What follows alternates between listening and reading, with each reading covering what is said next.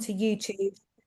So if you feel that you want to review this again, or if you feel that you have got people in your settings that you would like to cascade this down to, this will be up on YouTube in a couple of days' time.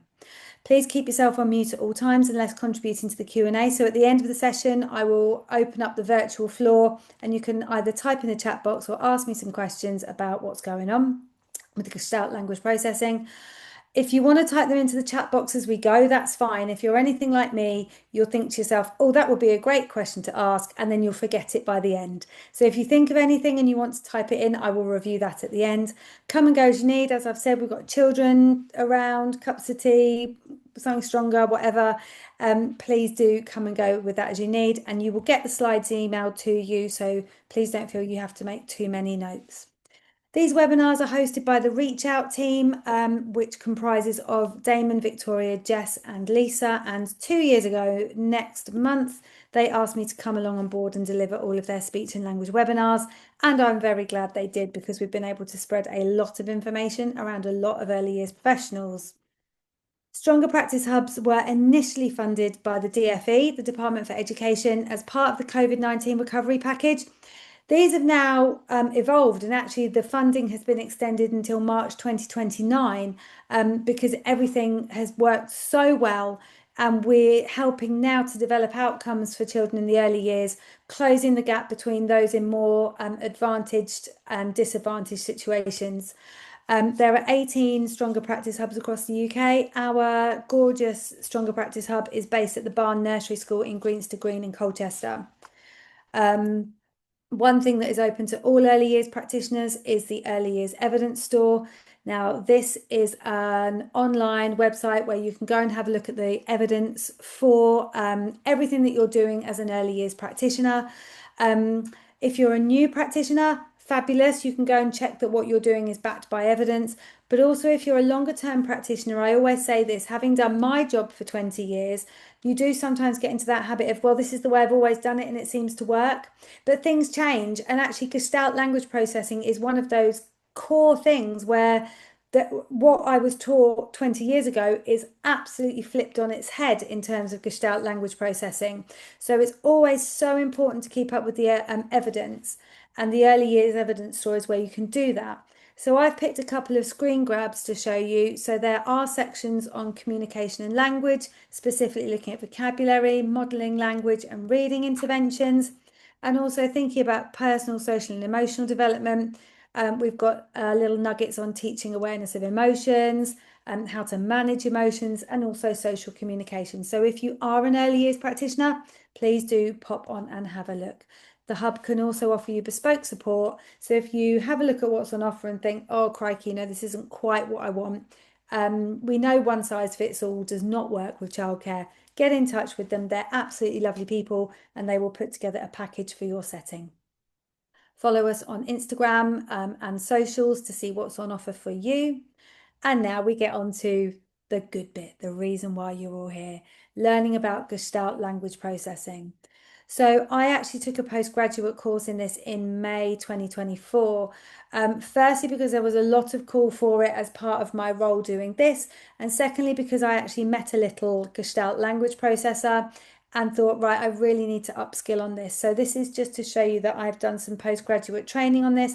When I qualified with this, there was only about 80 therapists in the UK who had done it. I'm sure there are a lot more now, but actually it's still gaining traction. It's still relatively sort of new. So just have a think to yourselves online, sort of where you are now. How many of you know what echolalia is, and how many of you have come across an echolalic child in your setting? So there are two kinds of echolalia, so two kinds of children repeating things. The first one is immediate. So that's where you'll say something and the child will immediately echo it back, just like a complete call and response echo. And the other ones are delayed echoing. So these are utterances that are repeated after a significant delay. And this is what we see when children might watch an episode of Bluey or an episode of Hey Duggee, and then 3 or 4 days later, they start quoting chunks from there. So that is your kind of delayed echolalia. Just showing you, I have not reinvented the wheel here. Mrs. Speechy P is an amazing speech and language therapist or speech and language pathologist in the US, and she does such gorgeous visuals. I asked her if I could use them, and she said yes. So, echolalia then, repeating or echoing sounds, words, or phrases immediately or after a delay. So, as we see here, do you want to play cars? And the child is repeating, do you want to play cars? Immediate echolalia, immediate call and response. Jargon. So jargon is a form of echolalia too. So this is where a child might repeat sounds or words or phrases. They are full of intonation, but we don't understand what they are. So it can sometimes be vocal play in a more typically developing child, but it can sometimes be a child doing this scripting, but they haven't got the articulation yet. And I've got a video of a little lady doing this later, and she's kind of going dicka dicka dicka dicka dicka dicka swimming, dicka dicka dicka dicka dicka dicka water. And that's the kind of thing that you might be looking at. So scripting, that delayed echolalia. So it's when they repeat a memorized word or a group of words a little while after hearing it. So this can be something that's repeated from other people. It can be repeated from books or videos or just repeated sounds actually. It could be really easy to understand what they mean, or it could require some detective work.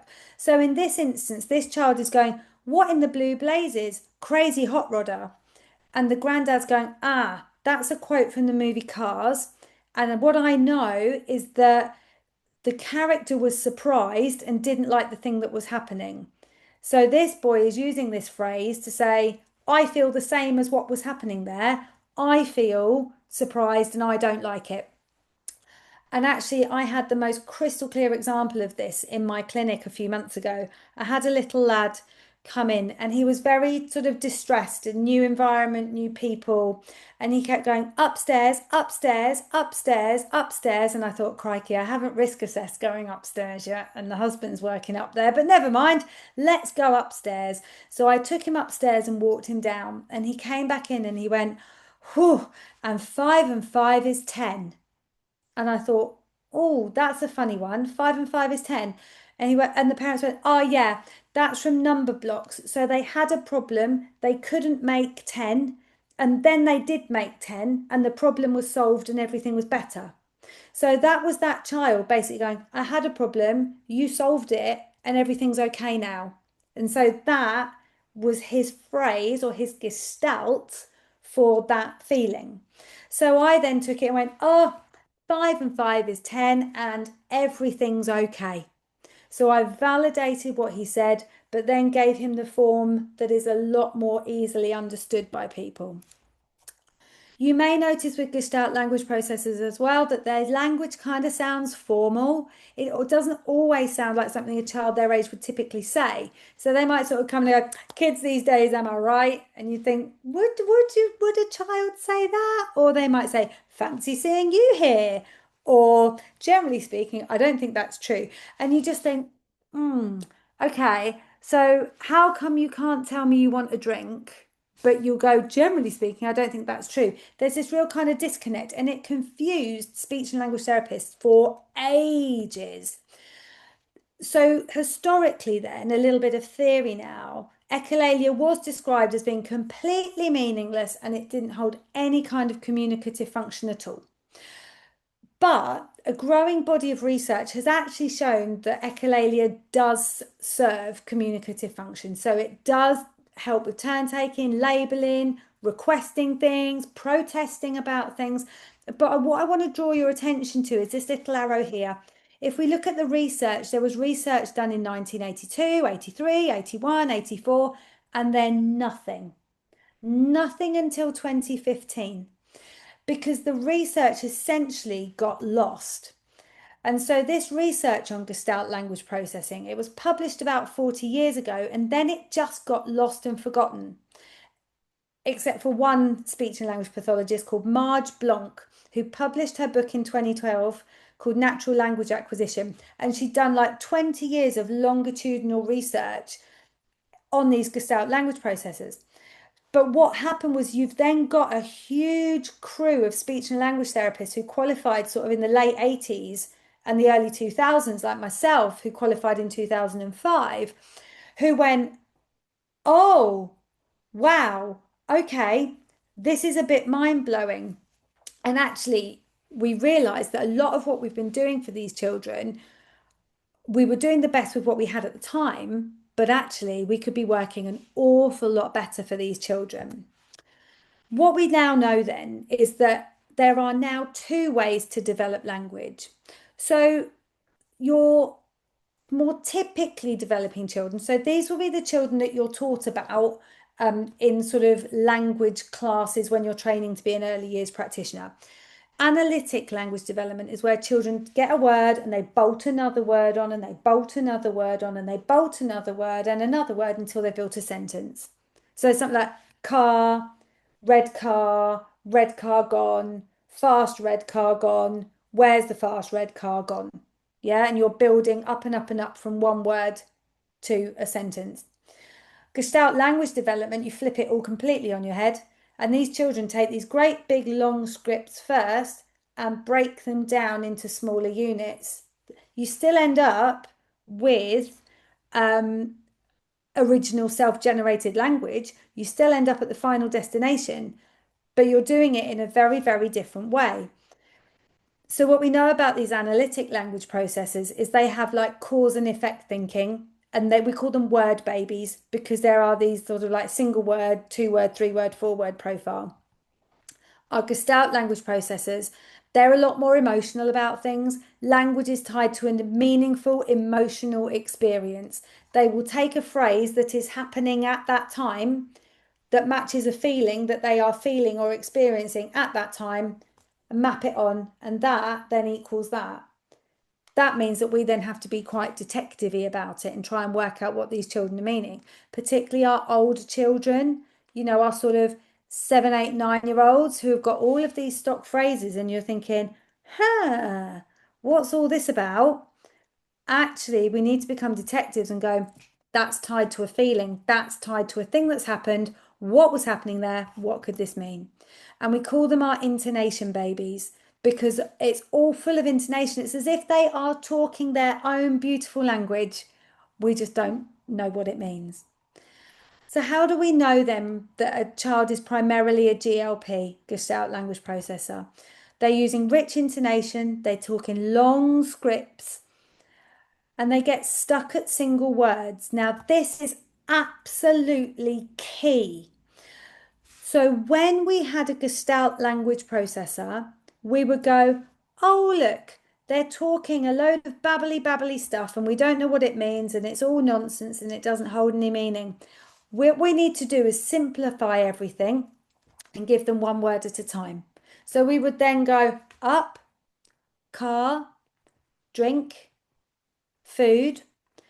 And actually, if you think that these children, we now know that they learn language by breaking stuff down, not adding stuff on, what happens when you give them a single word? They get stuck on it. There's nowhere they can go. You can't break it down. And they don't build up because that's not how they're learning language. So what we had was children who were stuck, children who would reduce perhaps a little bit of their echolalia, and we give them one word and they would get stuck on it. And they would never get to 2 words or 3 words or 4 words because we were going the complete wrong way about it. So again, I've got another little lad who I didn't realise at the time was a GLP. I do now. And there's 2 or 3 steps up to my house and I used to go up, up, up. And he went up, up, up. Then I realised he was a Gestalt language processor a few months in, and I thought, oh, right, I better give him a phrase for this. So I went, let's go up the steps, let's go up the steps, let's go up the steps. But he forever, even now, says up, up, up. He's got gorgeous self-generated language now. Absolutely chit-chatting, can't stop him talking. Beautiful, but still only says up, up, up when he comes up my stairs because he can't, he's stuck on it. And that was what we were doing that wasn't the best thing for these children. We did what we had with the evidence at the time. But if I think back to all those children who I gave them one word and got them stuck there, if I had my time again, I'd be doing something completely different. So just another couple of visuals because I know it resonates different for people with different learning types. So your analytical language development is that one word, two words, phrase in a sentence. Gestalt is that whole gestalt or script. Mitigating, so mixing and matching, and I'll talk about that in a minute, these scripts, then down to single words, and then into self-generated talking. So what do I mean by mixing and matching? I like to have it mentally like a kind of flip book in my head. So if you teach a child I see a, it could be I see a car, I see a ball, I see a block, I see a bear. If you teach them like let's go to, it could be let's go to the park, let's go to the shop, let's go to nursery, let's go to the bathroom, let's go to the toilet. It's almost like a flip chart or a flip book. You know those flip books we all had when we were kids where you build funny sentences? It's a bit like that. Just another visual with that kind of top down and bottom up processing. So we're going to meet a little girl now called Annie. And this is where I have to really concentrate because it's not her real name. So I've been working with Annie for a while now. Her parents have given me really kind permission to share her journey and share some videos with you to show you what we can do. Now, this is an example of how Annie was mitigating before I even actually started working with her particularly. This is a quote from her report that I wrote. So Annie's mother said she felt that the description of Gestalt language processing was accurate. She gave me an example from that morning. Often in the car, Annie's mother says, let's listen to Moana. That morning on Bluey, the character Bingo said, Daddy, I want to watch telly. And that morning, Annie had combined the phrases to produce, Daddy, I want to listen to Moana. So she's taking the first chunk and the second chunk, putting them together and saying something novel and new and in context and meaningful. And I think that's a really good example of what mitigating or mixing and matching gestalts means. So let's meet Annie a little bit more. I'm just going to have a drink, sorry. I assessed Annie almost sort of bang on 2 years ago. She was aged 3 years and 2 months. She passed her newborn screening. She'd hit all her milestones. She did have a preference for crunchy food. She had a restricted diet, very sensitive to loud noise. Anybody who knows me knows that I'm quite gobby and loud, and I had to turn my voice down for her because it was just all a little bit too much. She communicated by leading an adult to the desired object, and she did actually say a little phrase there. It hasn't come out, so come with me. She would copy scripts of TV shows, but she couldn't engage with the Teddy Talk test. So the little test that I do with children, she basically spent the session just going, no, no, no. And her mum and I thought, crikey, how is this going to pan out therapeutically? But luckily it did. So she echoed several of the connected phrases during play in the assessment session. So she would say, get the ball. Oh no, what is it? And she would also produce her own phrases like, here my ball. And we were doing one of those ball drop things where you drop something and it kind of rolls down. Bye bye down and now away. And oops and look, cow. Yes, E-I-E-I-O. So I had this real mismatch. I was like, this child cannot access a traditional speech and language assessment. She can't demonstrate any understanding of language, but she's producing phrases. How is this possible? And what's this all about? So here is a video of Annie before I met her. So she was 2 and a bit at this point. Hopefully you can hear it. The last group could. And listen to her jargoning. Listen to all their ticka ticka ticka ticka ticka. What? You won't, did you?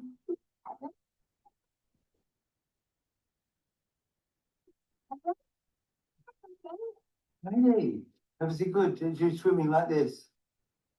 And the splash, did you splash the water? No. Wow, good. Did you splash Daddy with the water? Daddy, what? Daddy, what?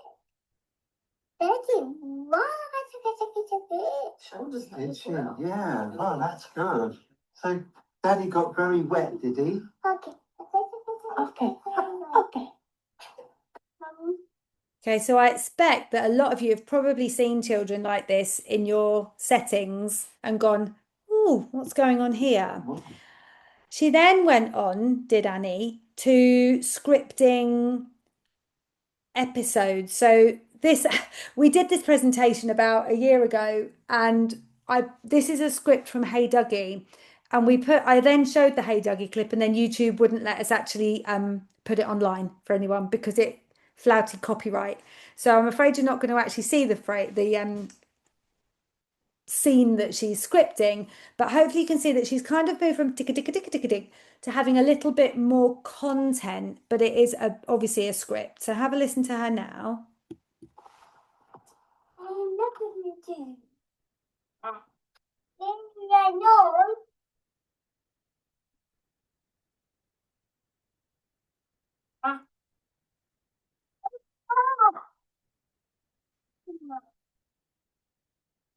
Oh no, you were the mommy.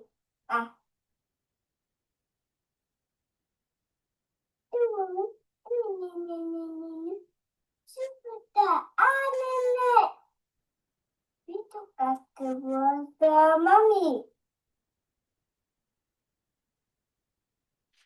Okay, so that was a lot about Little Duck has lost her mummy. Where's your mummy? Don't worry, little duck, we'll find your mummy. Okay, so lots more quite clear sentences. So what can we do? What can we do with these little people? Before we all just went, oh, I don't know what to do with these little people. I'm just going to give them one word at a time. So we know now that that's not the best way. First thing we do is we listen. So echolalia always communicates what is your child trying to tell you. You do need to be a detective sometimes, and sometimes you won't know. Sometimes you'll rack your brains and you just won't know, and that's okay. What you do in that case is you acknowledge the script with a head nod, you smile, you repeat what they've said. You don't need to know what it means, but you need to know that you need them, or the child needs to know it's a two-way communication. Even if you don't know what they mean, repeat it back so they've got that kind of back and forward. Model new useful gestalts that can be mixed and matched later. So when they're ready, for example, like when I said let's go, can be let's go play now, let's go to the gym, let's go home.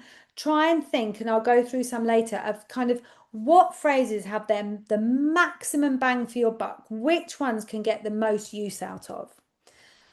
So we need to think about how easily a child can break those phrases down and how useful they'll be. Do they serve a purpose? Do they help a child to advocate for themselves in terms of their sort of sensory discomfort, their transitioning? Does it help them protest about something? I'm all about protesting. I love it when a child tells me that they don't want to do something.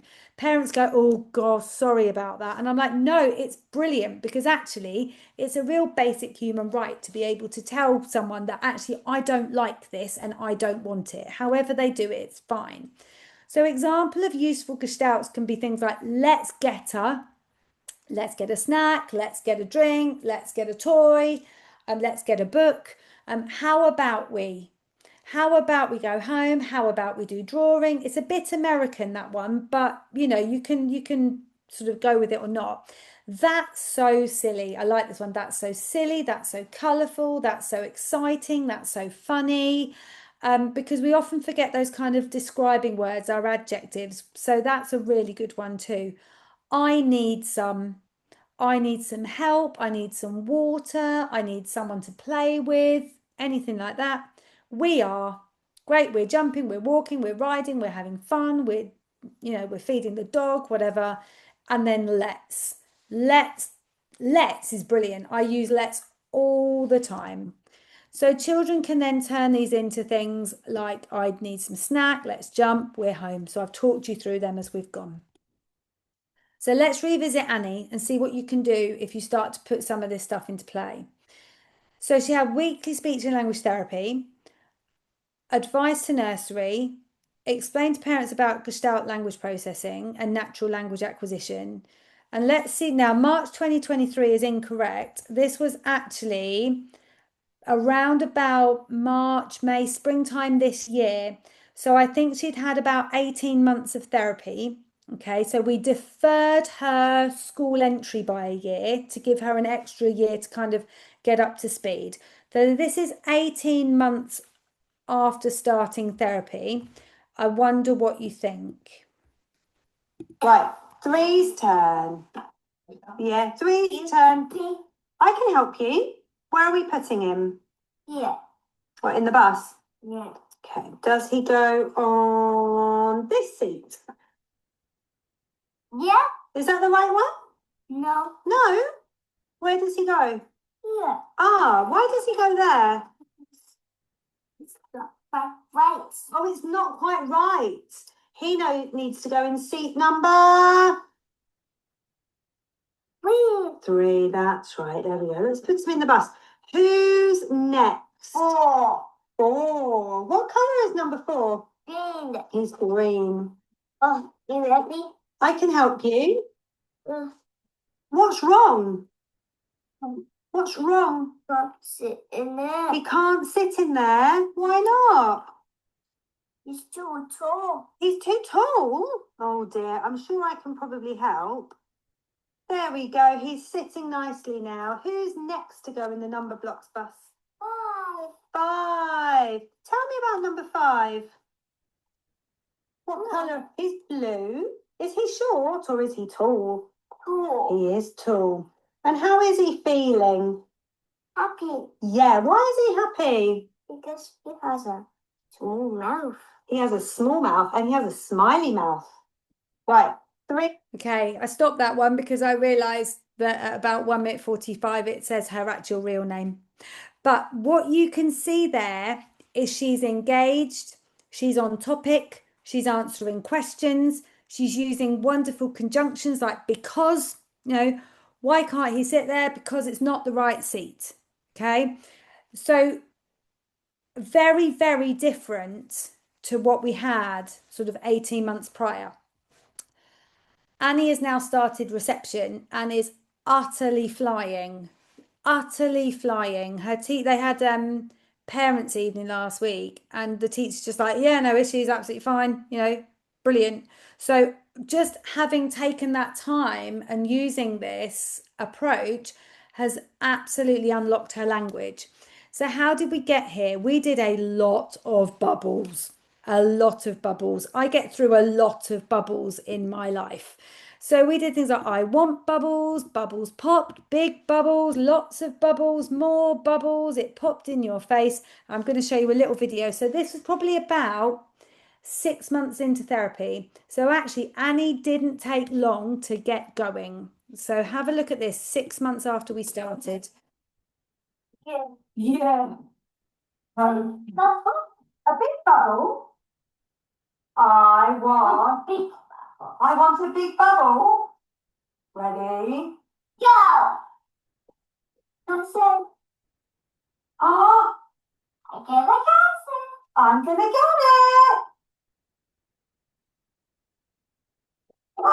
Yeah. That's it. You caught the bubble. Bubbles? Want some more bubbles? Yeah. Oh, I need to blow the bubbles. I need to Those are bubbles. blow some bubbles. Lots of bubbles. Lots of bubbles. Woohoo! I'm popping the bubbles. Popping all the bubbles. Big bubble again. A big bubble again. Okay, ready? Here it comes. It's so big. Yes. Bubble time. Okay, so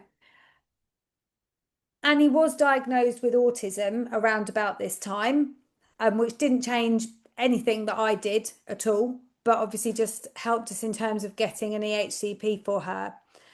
So what I hope you can see from that is the potential, because I think when I'm asking early years practitioners to take everything that they knew about speech and language acquisition and essentially bin it for these children and do it in a completely different way round, they go, really? Is it really going to work? Can it really work to talk to a child in full sentences when they are really not making any sort of real sense to me? And the answer obviously here is yes. Yes, it can. So the take-home message between this and my last webinar where we talked about autistic play is that being neurodivergent is okay. So we need to listen to our neurodivergent adults, learn what's okay and what's not okay. So forcing eye contact is not okay, okay? But listening to them and finding out their experiences is most definitely okay. It is our responsibility as the adults to make our approaches and our setting neurodiversity friendly. We're not trying to change neurodiverse children into neurotypical ones. Hand on heart, I was probably doing that in the early portion of my career, okay, because that's what we were taught to do. And that breaks my heart a little bit. But luckily, things are changing and we move with what we have. These children are not broken and there's nothing to change. Gestalt language processing, we now know, is a valid means of acquiring language. We need to change our approach with GLPs and we need to not be scared. Okay? Do not be scared. It can work. If you have a GLP, the first thing you need to do is validate their scripts and make them feel heard, because too many generations of GLPs have gone past with us going, oh, they're off again, and walking off because we thought it was nonsense. Don't be afraid to use phrases with them. Couple of little food for thoughts. If you change nothing, nothing will change. And I like this actually. Neurodiversity may be every bit as crucial for the human race as biodiversity is for life in general. So who can say what form of wiring will prove best at any given moment? So it's now coming into play that your ADHDers were the hunter-gatherers back in the day, back in the caveman days, because, you know, we needed some people who were driven and on a motor, didn't we? Fabulous. Love it. It's just that now the world has changed a bit and we don't need that in the same way as we did, but we can tap into strengths. We absolutely can. If we can't learn the way we teach the way they learn. That is absolutely key, particularly in this where we're trying to think about how we change our approach. If you want to have a look for some other utterly amazing professionals, hop onto Instagram, find Mrs. Speechy P. She's an autistic and ADHD speech language therapist. Speech Dude and Sensory SLP. They are an American couple of speech and language pathologists. Speech Dude works with neurodivergent sort of young people, teenagers and young people, and Sensory SLP, Jessie, she works with the preschoolers. So their house must be an absolute riot, I suspect. NeuroWild is gorgeously wonderful. So she again is another neurodivergent speech and language therapist. Neurodivergent early years teacher might be one for the early years practitioners in the room, and Meaningful Speech are the ones who do the training about Gestalt language processing for the speech and language therapists. So although I think it's quite accessible, but it certainly is getting into the meat of the subject slightly, but it's still worth a follow if you have a Gestalt language processor in your setting or in your life. So that is the end of the teaching portion.